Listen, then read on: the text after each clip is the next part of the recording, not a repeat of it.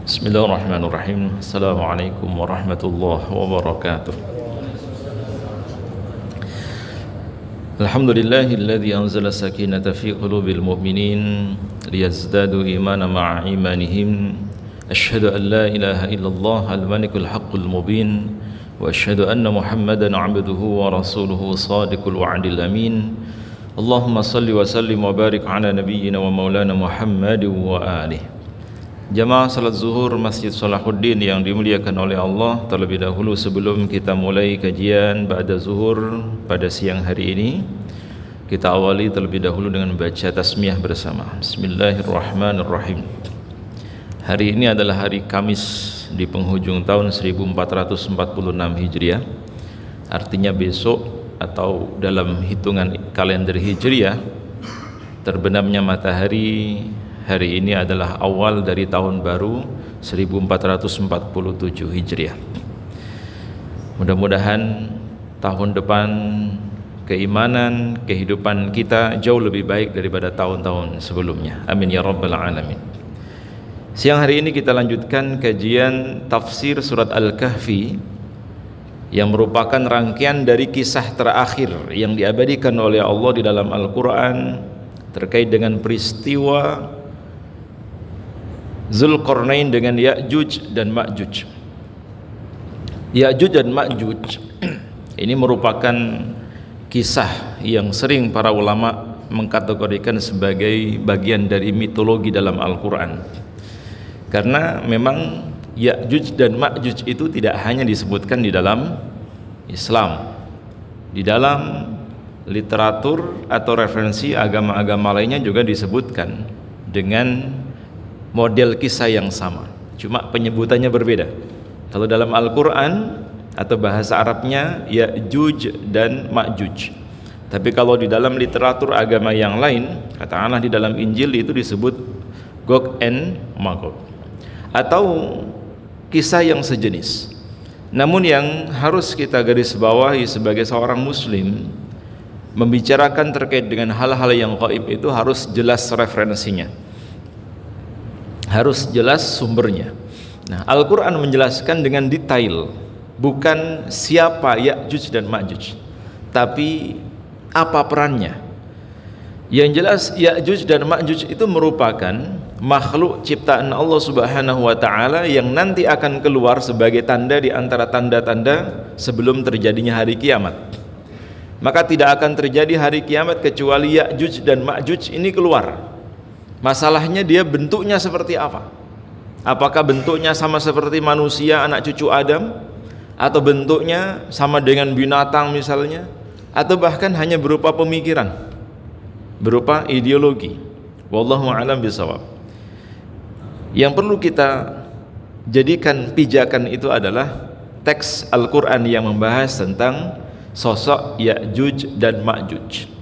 Di dalam Al-Quran hanya terbatas disebutkan dua keadaan atau di dalam dua ayat.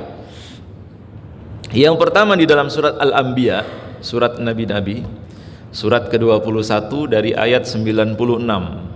Kata Allah, hatta idza futihat Ya'juj wa Ma'juj wa hum min kulli hadabi yansilun. Ketika tembok yang mengurung Ya'juj dan Ma'juj itu sudah dibuka. Dibukanya kapan? Wallahu alam. Yang jelas sekarang secara fisik mungkin belum, atau bisa jadi sudah terbuka. Wallahu alam seperti apa. Kata Allah, apabila penghalang Ya'juj dan Ma'juj itu sudah dibuka, maka mereka akan menuruni dari tempat yang tinggi layaknya seperti air bah yang jatuh, saking banyaknya. Karena kalau kita kaitkan dengan hadis Rasulullah SAW yang diriwayatkan Imam Ahmad, Ya'juj dan Ma'juj itu disebutkan bentuk fisiknya. Di antaranya adalah hidungnya pesek. Ya'juj dan Ma'juj itu hidungnya pesek. Tapi yang jelas bukan kita. Yang jelas bukan kita. Keningnya seperti tameng besi dan matanya sipit. Kita pesek tapi matanya belolok-belolok. Setiap Ya'juj dan Ma'juj itu memiliki 1000 keturunan. Kalau dilihat dari hadis ini sahih. yang diriwayatkan oleh Imam Ahmad, seolah-olah Ya'juj dan Ma'juj itu seperti manusia biasa, karena memang mereka adalah keturunan Nabi Nuh alaihissalam. Nabi Nuh itu dalam banyak kitab sejarah disebutkan memiliki 3 keturunan, ya. Kenapa kok tinggal 3? Karena yang lain hanyut, tenggelam, termasuk Kan'an. Tinggal 3 ini yang ikut Nabi Nuh. Ada Syam, Ham, dan Yafis. Nah, Yafis ini adalah nenek moyang dari Ya'juj dan Ma'juj. Nenek moyangnya Ya'juj dan Ma'juj. Kalau kita merujuk dalam surat Al-Kahfi yang juga menceritakan kisah Ya'juj dan Ma'juj, lebih detail lagi peristiwanya. Sebelum tembok itu dibangun, Zulkarnain itu, karena kalau bicara Ya'juj dan Ma'juj tidak bisa lepas dari Zulkarnain. Nah, Zulkarnain itu adalah pemimpin atau penguasa yang diberikan kekuasaan oleh Allah untuk memerintah atau mengatur urusan dunia dengan sangat bijak. Diberikan otoritas untuk bisa menjelajah negeri barat, timur, tempat terbenamnya matahari, tempat terbitnya matahari, pokoknya seluruh bumi, sampai ketika dia akan kembali ke tempat yang berada di antara timur dan barat atau tengah. Ada yang menyebutkan Asia Tengah, daerah Kaukasus, pegunungan Kaukasus dan sekitar itu, pokoknya wilayah Nordik bagian utara. Itu keturunan Yafis ada di sana semuanya. Wallahu alam seperti apa. Nah, ketika Ya'juj dan Ma'juj saat itu dikeluhkan oleh masyarakat sekitar, yang disebutkan oleh Allah di dalam Al-Quran, qalu ya dzal qarnain, wahai dzul qarnain, inna Ya'juj wa Ma'juj mufsiduna fil ard. Sesungguhnya Ya'juj dan Ma'juj senantiasa melakukan kerusakan di muka bumi. Ini ciri yang pertama, Ya'juj dan Ma'juj itu selalu melakukan kerusakan, troublemaker. Pokoknya di mana-mana selalu bikin gara-gara. Bahkan juga menumpahkan darah. Pokoknya kalau perang itu senang. Segala sesuatu yang terkait dengan kerusakan itu merupakan karakternya. Mufsiduna fil ard, selalu melakukan pengrusakan atau kerusakan di muka bumi. Fahal naj'alu laka kharjan, apakah ada solusi darimu? Permintaan dari kaum ini, ala an taj'ala bainana wa bainahum sadda, untuk membuat penghalang, dinding atau tembok, sehingga kerusakan-kerusakan yang mereka lakukan, daya rusaknya tidak sampai kepada kami. Artinya apa? Zulkarnain saja tidak mampu menghadapi mereka. Padahal Zulkarnain itu memiliki pasukan yang sangat kuat, pasukannya sangat banyak, tapi tidak mampu menghadapi mereka. Hingga akhirnya Zulkarnain itu hanya membuat dinding pemisah, tembok atau pagar, di mana pagar itu dibuat juga dengan bantuan penduduk sekitar.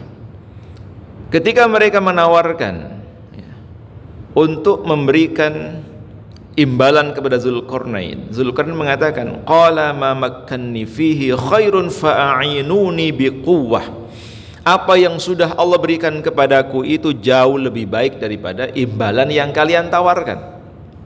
Seolah-olah kalau minta tolong itu datang ngasih imbalan. Kata Zulkarnain, enggak perlu, saya enggak butuh imbalan itu, karena apa yang sudah Allah berikan kepada saya itu jauh lebih baik daripada imbalan kalian.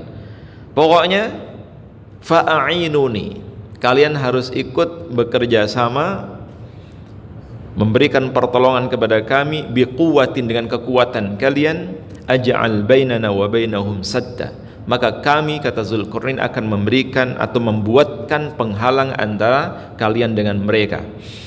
Luar biasa, Zulkarnain itu tidak pernah kuliah jurusan arsitektur, tapi bisa membangun dinding yang sangat kokoh.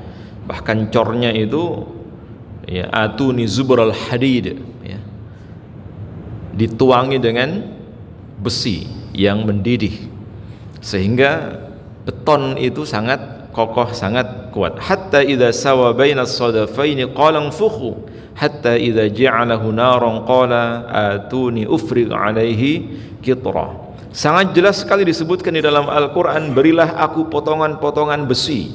Jadi tidak hanya terbuat dari tumpukan bebatuan saja. Dinding yang menjadi penghalang migrasinya Ya'juj dan Ma'juj itu dibuat sedemikian rupa oleh Zulkarnain dengan cara ditambahkan potongan-potongan besi, hingga ketika potongan-potongan besi itu telah terpasang, seperti kalau sekarang mungkin kerangkanya ya, strukturnya sudah terpasang rata dengan kedua puncak gunung itu. Wallahu alam sekarang di mana gunungnya, yang jelas bukan Merapi dan Merbabu, pokoknya dua gunung ini tidak ada di tanah Jawa. Antara dua gunung itu dibuat tembok yang juga bukan tembok Cina yang jelas, tapi tidak disebutkan di dalam Al-Quran di mana letaknya, hanya saja ciri-cirinya ada. Tiuplah api itu, ketika besi itu sudah menjadi merah seperti api, sudah mencair, dia pun berkata, Zulkarnain mengatakan, berilah aku tembaga yang mendidih agar kutuangkan ke atasnya besi panas itu. Ini satu-satunya, bahkan pertama kali bangunan sekokoh ini dibangun oleh Zulkarnain. Untuk apa? Menghalangi invasi dari Ya'juj dan Ma'juj. Secara tekstualis, ayat-ayat Al-Quran ini dikuatkan dengan beberapa redaksi hadis-hadis Rasulullah yang juga sahih, di mana Rasulullah SAW itu mengatakan, setiap hari Ya'juj dan Ma'juj itu berusaha melobangi batas dinding yang kokoh itu. Namun ketika malam tiba, Allah tidurkan mereka dan mengembalikan besi itu sebagaimana sebelumnya. Dan setiap hari itu mereka lakukan hingga pada saat masa di mana Allah Subhanahu wa taala mengizinkan mereka keluar. Dalam riwayat yang lain disebutkan, ya, terlepas dari mitologi atau bahkan hal-hal yang gaib yang tidak bisa kita gambarkan seperti apa, apakah Ya'juj dan Ma'juj itu seperti nuklir dan seterusnya, pokoknya banyak spekulasi-spekulasi yang liar. Tapi kalau kita merujuk pada hadis, Ya'juj dan Ma'juj itu nanti akan benar-benar keluar, kata Nabi, untuk apa? Mengejar Nabi Isa alaihissalam sampai berada di Bukit Tursina. Mereka tidak mampu mengejarnya hingga Allah Subhanahu wa taala yang membinasakan mereka sendiri. Sebagai orang yang beriman, mau tidak mau kita harus percaya dengan hal yang gaib. Selama itu disebutkan di dalam Al-Quran dan juga dijelaskan dalam hadis Rasulullah SAW, kita harus yakin seyakin-yakinnya. Terkait dengan sosoknya seperti apa, tempatnya sekarang di mana, waktu kejadiannya kapan, kita serahkan semuanya kepada Allah. Pelajaran yang berharga yang bisa kita ambil adalah memang di dunia ini akan selalu ada yang namanya konflik. Ada yang sebagai pemenang, ada yang juga kalah, ada yang berada di pihak yang benar, ada yang berada di pihak yang salah, dan akan terus-menerus terjadi sampai hari kiamat. Sehingga runtutan peristiwa asratus sa'ah, tanda-tanda terjadinya hari kiamat, dijelaskan oleh Rasulullah begitu detail sampai kata beliau tidak akan terjadi hari kiamat sebelum Nabi Isa turun. Nabi Isa itu benar-benar turun karena kita yakini beliau tidak mati, belum mati. Beliau akan turun untuk apa? Bersama dengan Imam Mahdi memerangi Dajjal. Di antara pasukan Dajjal itu adalah Ya'juj dan Ma'juj. Kenapa Nabi Isa alaihissalam itu diturunkan oleh Allah kembali ke bumi? Banyak para mufassir yang menjelaskan. Di antaranya adalah untuk mengalahkan Dajjal. Karena musuh yang sepadan dengan Dajjal itu ya Nabi Isa, bukan Imam Mahdi, apalagi imam-imam yang lain. Hanya Nabi Isa yang sebanding, yang sepadan dengan Dajjal, bahkan yang bisa mengalahkan Dajjal itu hanya Nabi Isa, yang diberikan kekuatan oleh Allah untuk mengalahkan Dajjal. Karena Dajjal itu begitu melihat Nabi Isa, dia meleleh seperti garam yang terkena matahari. Namun Nabi Isa yang mampu mengalahkan Dajjal itu, ditakdirkan oleh Allah tidak mampu menghadapi Ya'juj dan Ma'juj. Bukan karena kuatnya, tapi diantaranya ada karena saking banyaknya. Satu orang itu melahirkan 1000, satu orang melahirkan 1000. Dunia ini penuh, di mana-mana ada Ya'juj dan Ma'juj. Sehingga tidak mengherankan kalau ada sebagian ulama yang menginterpretasikan Ya'juj dan Ma'juj itu ya pemikiran, teknologi yang bisa mempengaruhi orang lain dengan sangat mudah. Anggap ya sekarang internet, wallahu a'lam. Tapi kalau kita kaitkan dengan bentuk fisik, di mana Rasulullah SAW menyebutkan bahwa Nabi Isa pun berserta dengan umat Islam kaum muslimin yang tersisa saat itu, mereka hanya bisa menyelamatkan diri, lari ke Gunung Tursina, dikejar oleh Ya'juj dan Ma'juj. Namun sebelum mereka menangkap atau membunuh Nabi Isa alaihissalam, Allah Subhanahu wa taala membinasakan Ya'juj dan Ma'juj. Jadi yang membinasakan Ya'juj dan Ma'juj itu hanya Allah Subhanahu wa taala dengan kekuatannya sendiri. Saking banyaknya bangkai-bangkai yang tercecer, hingga kemudian kata Nabi, Allah menurunkan hujan yang sangat lebat ini membawa bangkai-bangkai Ya'juj dan Ma'juj ini hingga sampai ke lautan. Dunia kembali aman. Nah, episode ini pasti akan terjadi. Kapan? Wallahu a'lam. Yang jelas kiamat itu tidak akan terjadi sebelum terjadi rentetan peristiwa-peristiwa yang disebutkan oleh Rasulullah dalam hadis. Bahkan termasuk salah satu episode yang pasti akan terjadi adalah keluarnya kembali Ya'juj dan Ma'juj. Insya Allah kita nggak akan menangi, ya, tidak akan menangi. Kecuali umur kita nanti sudah sekian ribu tahun, ya. Yang menangi ya nanti anak-anak cucu kita. Sampai kemudian saya baca juga di beberapa artikel bisa dikaitkan dengan AI lah dan seterusnya. Tapi lagi-lagi jangan sampai spekulasi itu kemana-mana. Kita kembali kepada Al-Quran, kembali kepada hadis, karena berbicara hal yang gaib itu harus relay dengan sumber yang otoritatif, yaitu Al-Quran dan hadis Rasulullah. Memang sangat terbatas informasi itu, yang seolah-olah memang tidak terlalu penting. Yang paling penting adalah kita bisa mengambil peristiwa itu, di mana setiap kekuasaan pasti ada masanya, dan setiap kejahatan itu pasti akan berakhir dengan kebinasaan. Dari mulai zaman Nabi Nuh sampai hari kiamat nanti. Puncaknya siapa? Dajjal. Dan setelah Dajjal masih ada Ya'juj dan Ma'juj. Tapi lagi-lagi semua itu akan berakhir, semua itu akan binasa. Nah, tergantung kita di posisi mana. Kalau kita di posisi, yang jelas kita nggak boleh netral. Saya tak tengah-tengah aja lah, nggak berpihak dengan Nabi Isa. Saya sudah tidak berpihak juga kepada Dajjal. Terus kita ikut siapa? Kita ikut siapa? Nggak boleh, nggak boleh kita abu-abu. Kita berpihak pada Rasulullah atau berpihak kepada Abu Jahal, ya. Nggak boleh kita, saya tak di tengah-tengah saja. Biarkan antara Rasulullah dengan Abu Jahal, yang penting saya baik-baik saja. Nggak bisa seperti itu, ya. Kita harus menjelaskan posisi kita berada di mana. Termasuk nanti di hari kiamat, berat itu ujiannya. Karena dampak yang paling fatal itu bukan fisik, melainkan mental, ya, mental.